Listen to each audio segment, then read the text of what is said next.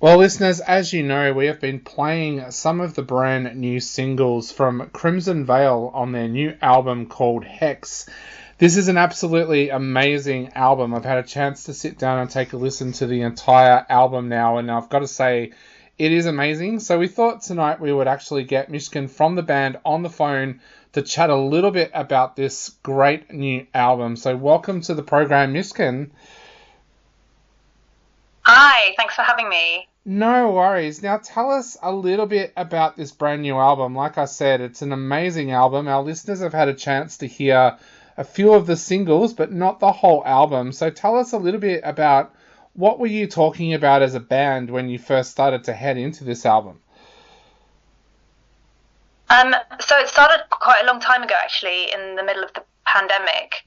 And we actually had a previous band to Crimson Veil. Crimson Veil's very new, but we were operating under a different name for many years under a band called Bird Eats Baby, which I would say is more like orchestral rock, kind of leaning towards metal. But when we started making metal, that was in the pandemic, and it all started when I had this like little riff in groups of five, and Anna had kind of just joined the band at that stage, and we were writing together for the first time, and I knew she was really into prog and like polyrhythms and weird stuff like this kind of thing that we wanted to always make. So I brought the idea for the song Hex to her in London in one of the like breaks between lockdowns, and we just sat down and kind of worked the whole thing out. I had this idea to do a song that was made up of 9 parts, and each time one sequence went round, another one would start, and it would get way more complicated with different time signatures, polyrhythms, and it would just layer up and layer up and layer up until it became to this sort of really terrifying ending of the song. And that's how it all started. That was the blueprint for the rest of the record. We were just writing for fun, really. We weren't really aiming to do anything with it. We weren't touring. We lost all of our touring contacts. Everything just kind of fell apart for the band. So we were like, I don't even know if we're going to tour again. So maybe should we just make some music for fun? And that's what happened. That's what that album is. The rest of the tracks kind of followed on from that. But yeah, that's where it came from. Wow. So going from that orchestral rock sound to the metal sound that we hear now, what sparked that? Was there something in your life that just made you decide I need that change, or what actually sparked that? Yeah, it was really weird actually, because me and Gary started the old band like way back in 2009 would have been our first release with that project, and then Hannah joined in 2015, and we'd been doing that band for a really long time, but just got this real feeling that time was kind of over. It was really strange. Me and Gary both had this weird premonition that like it was kind of finished. Yeah. What we didn't know is that a new project was kind of coming into our minds, which eventually turned into Crimson Veil. But yeah, it just felt like that band had kind of ended, and we were listening. We've always been metal fans. Like I love metal, but I've never made metal before. I wasn't a metal vocalist until recently as well. This is all new stuff for us. Gary's like the real metalhead. Over the years it sort of grew, and then we were like, really wanted to make a metal record. So we decided to do that with Hex, and we were like, okay, we'll try and take this band into the metal sphere.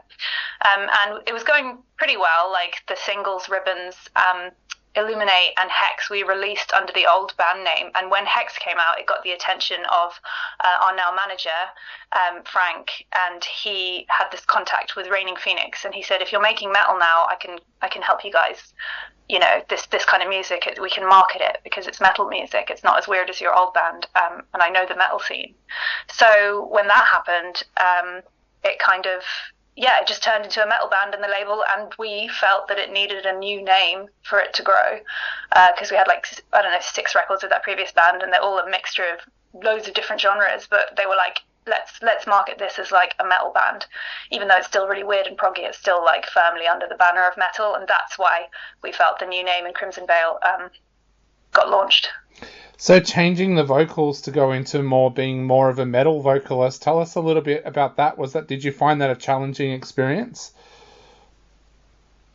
Yeah, I did. So weirdly, like the deep guttural death growls came pretty easy, which was not what I was expecting. I had a great teacher. In fact, I've had loads of great teachers over the years, and that's kind of how I've become the musician that I am. I've had like 4 different vocal coaches, but I specifically wanted to go into this really like aggressive metal style. So I worked with Mary Zimmer, who's an amazing vocal coach. And within the first lesson, she was able to explain exactly what the techniques were, which just so clearly, and to get me to do these voices. So the death growls, it actually came pretty easy. I found that if I just opened up my lungs and didn't have any control over the sort of voice box, that I was able to do those sounds a lot easier. What I really struggled with, and I still find difficult to predict when I do it live, is my fry vocals, which is a much higher kind of sort of scream, more static kind of stuff. So that I've definitely found challenging, and that's taken me years to nail. So I can do it in the studio now, but sometimes I do get a bit nervous live that it's not going to happen. I'm just going to make a really, really embarrassing noise. Starting the writing process for this album during COVID, do you think that kind of helped that you were in lockdowns and things like that, because you could concentrate on the music rather than having everyday life interrupt that process?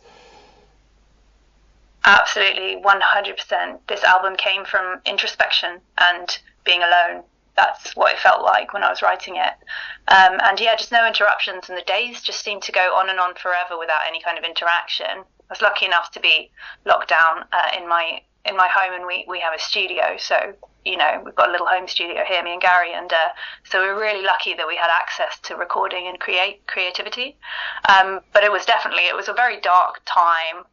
You know, while I loved not having to be on tour all the time or kind of working, you know, really, really hard and not having enough time for creativity, it still felt like a very dark, kind of quite depressing time. And this album's very much about the introspection of that and waiting for the next thing to happen, kind of in a state of anxiety, I suppose. So yeah, it definitely came from that, and there were just no strings attached to this album. We didn't have to follow anything up. We were just writing for fun, like I said. So I think that the pandemic definitely did you know, ignite that.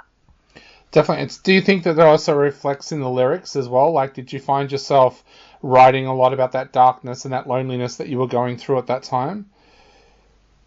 Absolutely, yeah. Illuminate was definitely one of those songs that came out of this sort of loneliness and the uncertainty of whether we were ever going to go on stage ever again. I mean, that was my life. You know, being on stage is the thing that lights me up as a person. And it was quite scary to think, well, maybe that's not going to happen. You know, maybe never again. You know, it was like the industry kind of collapsed a little bit. So, yeah, those songs came out of that. Illuminate's definitely about being in the darkness and waiting for a new pathway to appear. Did you also find that hard to kind of launch the band during that time as well, or did you find that easy because people were at home and kind of more open to listening to new music? In some ways it was easier because we only had to focus on the online element of things, so there was less kind of work to do in that way. But it was sad that, you know, there wasn't any like launch parties or gigs. You know, we're doing like live stream, which is fun in its own way, but it's nothing like a live show. Yeah. You know, it's very weird. There's no audience, and you finish a song and there's just, you know, silence. It's just very strange. So yeah, in some ways it was easier for us to focus. We just focused on the music video element, and I think we made like 3 really epic music videos and put them out, and that's kind of what got us noticed. But I'm so happy to be back on stage now. Definitely. So we mentioned a little bit about the darkness on the album, but there's also tracks like Shift that are also very catchy. Was that something that you were aware of from the very beginning, that there was this darkness, but there was also a catchiness in there as well? Yeah, so Shift is I think we felt it was really important as a band that we were going to write something that was quite unusual and dark and weird and, you know, different kind of tones, and then but we also felt it was really important to just make something that's also really fun that people can just kind of bang their heads to. And I think Shift is really like that as a song. It's not difficult to get into, you know, it's 4/4, it's pretty straight, it's got a kind of melodic chorus, that song was, you know, catchy, apart from I guess the riff in 15/8 towards the end. It's a bit more challenging. One of the things I've loved about... Just 1 second, sorry. Somebody just left something at my door. I'll just grab it. Yep. Sorry, I'm back. My next question was going to be kind of about there's a unique sound with this band. Like we were just talking about Shift. There's a bit of an Eastern influence in there, and you've got your own unique sound. Whereas a lot of bands that come through these days, people compare them straight away and say, well, they sound like this and they sound like that. Was that uniqueness something that you always wanted there from the beginning? Yeah, I mean, definitely that was our intention, but also it came very naturally, that uniqueness, because I think the four of us are into such different types of music. And, for example, Anna is loves prog music and bands like Porcupine Tree, and her dad's like a prog guitarist. So that was her kind of input with the record. Hannah was classically trained on violin and cello and harp, and listened to mostly classical music and pop. Whereas, I grew up singing in a church choir, and I have a Jewish grandma, so I was kind of influenced by klezmer music as well, which I guess is maybe where the sort of weird Eastern scales come from. And then Gary is like really the metalhead, but his background's also in jazz. So I think it's very unusual to have a band with such contrasting influences, but also all four members are writing for the project. So these tastes just cross over, and we all love metal, so that was really where it crossed over. And I think that yes, we wanted to write something unique, but also it's easy for us to write something unique because we all bring something completely different to the sound. Yeah, so I have to ask, because it's something I've been through personally as well. I started off in a church choir, went into a boys' choir, and I remember the shocked look on my parents' face the first time they heard me do death metal vocals. What was that like for you with your family when you kind of went away from the church choir into your own kind of music? So I've been making music for a really long time, and I did start, writing quite heavy rock music, and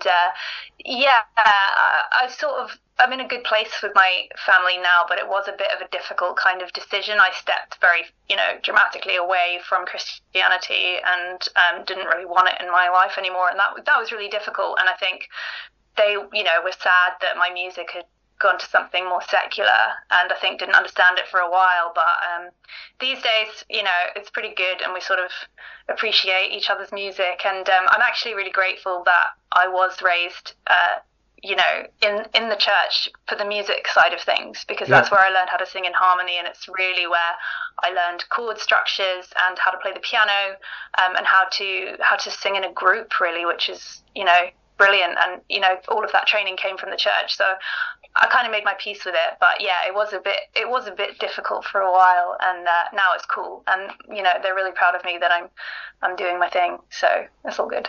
Definitely, yeah. No, I just always remember that look on my mum's face. It's something that's going to be forever etched there. So now with the album coming out later this month, where to for the band? What are your plans? Are you hoping to get out there and do more shows around Europe? Are you hoping to maybe even head to a country like Australia? What are the plans going forward now? So currently we're just waiting for the album to come out and trying to raise the sort of awareness of the band, because we're so new in the scene. There's a few tours that we're talking about with our management now, so we're just waiting to see which ones are appropriate for us and which ones we can go for. So at the moment we haven't got anything we can announce, but it's definitely on the cards to get us on tour as much as possible. I think 2025 will be like a really big year for us in those terms. And for now we're just we're doing one show in our hometown of Brighton to launch the album, which we haven't announced any details for yet, but that's it for now. And then I think we'll announce tours once the album comes out. We'll have a clearer plan of where we're going. But we'd love to go to Australia. We'd love to go to America, tour Europe. Those are all great places. We just want to get on stage as much as possible. Awesome. Well, I guess to finish off, what would you like to say to people out there who are going to sit down and take a listen to this amazing album on the 20th? I'd say watch out, because it's a monster of an album, and be prepared to be confused and alienated by the music. But we hope you like it, and let us know what you think of it. And thank you so much for listening to us and for having me on the show.